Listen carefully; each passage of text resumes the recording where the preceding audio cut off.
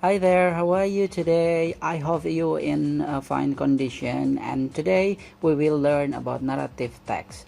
And the purpose of our learning today is to analyze social function, text structure, and about folktale, legend, myth, and also self-experience. Then we will try to retell everything. Okay, so you get ready with this.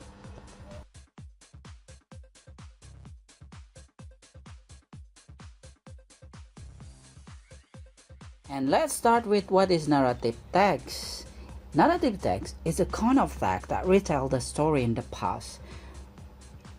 And its social function, as I mentioned before, is to tell a story and entertain or amuse as well as give a certain moral lesson to the readers.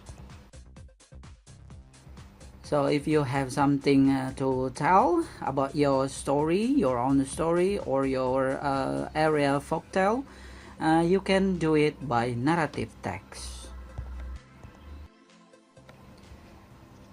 In a way to build a narrative text, there are 3 steps you must done before you telling the story. The first, you have to consider about orientation. Orientation is about introducing the participant and informing the time and the place. In other words, you say the background of your story of this. The second paragraph is about complication. This describing the rising crisis which the participant have to do with, or in other words, you have to tell about the climax of that what was happened on that story.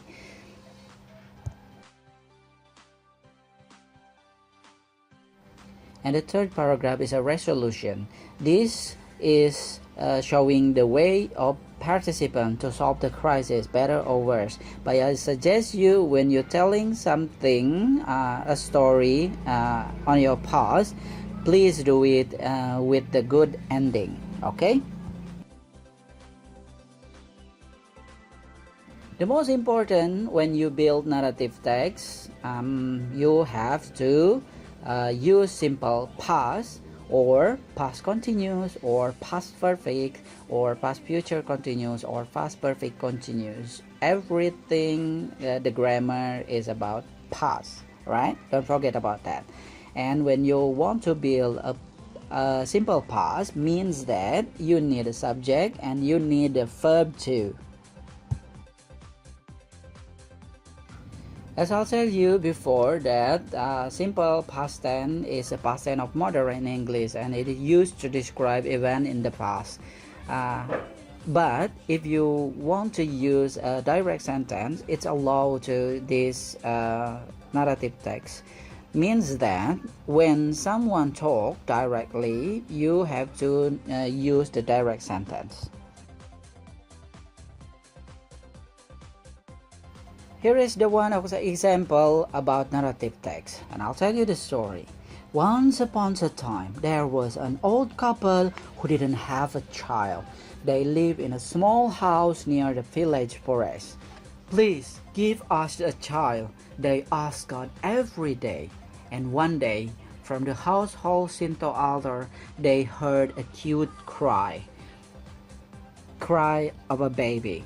And then they looked and saw a crying baby who looked just like a little finger. This child must be a gift from God. Thanks God. And we will call this child Ishamboshi, they said. Well, after that, they raised Ishamboshi with much care. But one thing for sure was Ishamboshi never grew bigger. And one day, for example,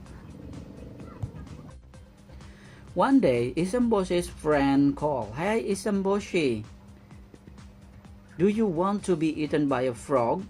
They told that thing because of Isamboshi's size. All his life, Isamboshi was always being bullied by the children of the village and often went home feeling unhappy. And grandmother would make some big rice ball and encourage him. Eat a lot and grow up quickly, grandmother said. And it entertained him for a while.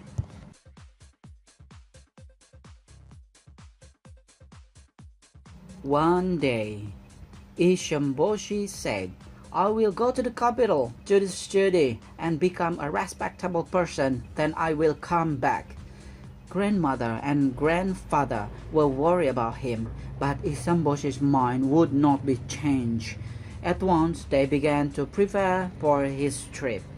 Isamboshi sheathed a needle sword in a straw case, put on a cup for a set head, and started out with a chopstick staff.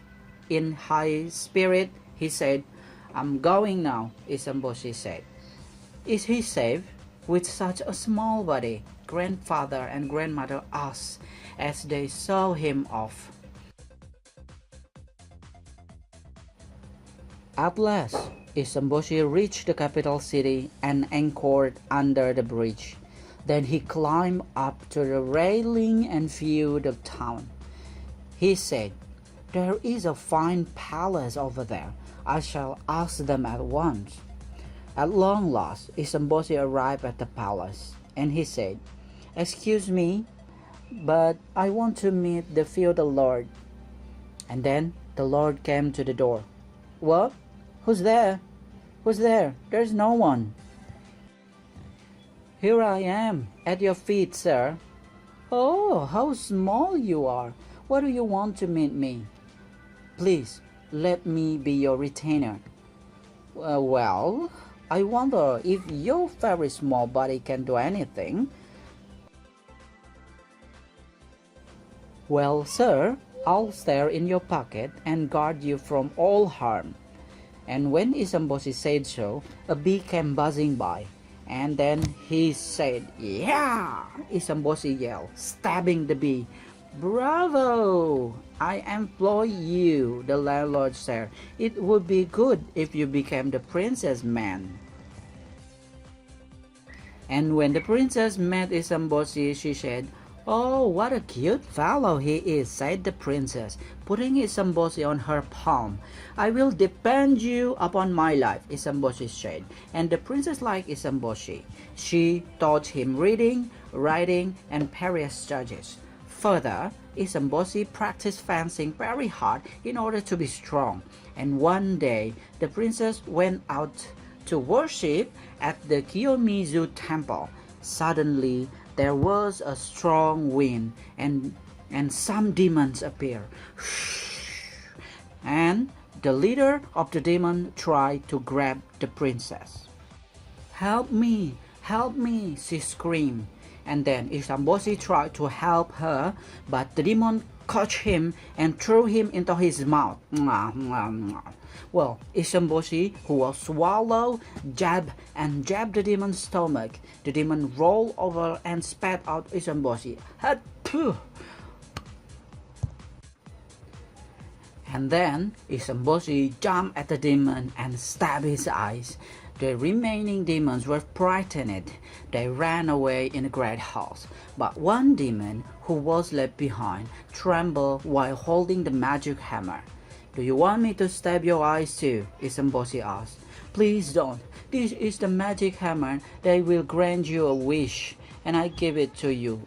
But please, forgive me. Well, after saying that, the demon ran away off in a hurry. And the princess said, Thank you, Isamboshi. You have saved my life. And Isamboshi said, Princess, please wave this magic hammer and make a wish that I may become big, said Isamboshi. The princess waved it and asked, May Isamboshi big again? And then, strangely, before her eyes, Isamboshi began to grow. He grew into a nice young man. They went back to the palace, and the princess asked the king to let her marry Isamboshi. Finally, the princess and Isamboshi then got married, and they invited grandfather and grandmother to live with them in the palace, and they lived happily ever after. So, that is the story of Isamboshi. The moral of this story is about do not hesitate on yourself. That everyone created in a perfect way. Even if you have a small body and then you have nothing in this world, but if you have a really high and strong touch, believe it yourself, then you will be a something. Okay, student, based on the story I read before, there will be a 10 question connected to Isomboshi. And first question is, what did Isomboshi say when he arrived at the palace? You have to find the answer, okay? And number 2, what did Isomboshi do when he was swallowed by the demon? And number 3, what did the left behind demon give Isomboshi? And number 4, what was the magic hammer for? And number 5, did the princess ask the king to let her marry Isomboshi? And number 6, what did Isomboshi do to see the town? And number 7, how did Isomboshi compare with Fear the Lord? And number 8, where did the princess go out for the worship? And number 9, what did Isomboshi do after he jumped to the demon? And number 10, what did Isomboshi and princess do in the end of the story? And here's the task for you, students. The task is, do a storytelling of Isomboshi. Use your own words, appropriate expression, and right intonation. And remember, when I tell you to use your own words, means that you have to build the sentence of your own. You don't have to say exactly the same that I did, but you have to extend it with your own style. Alright, thanks for watching, and thank you for learning with me for the narrative text. And remember, you don't be hesitant to yourself. You have to fight for everything that you want to, like Isomboshi. Once again, thank you for watching. Keep safe, keep healthy, and stay home.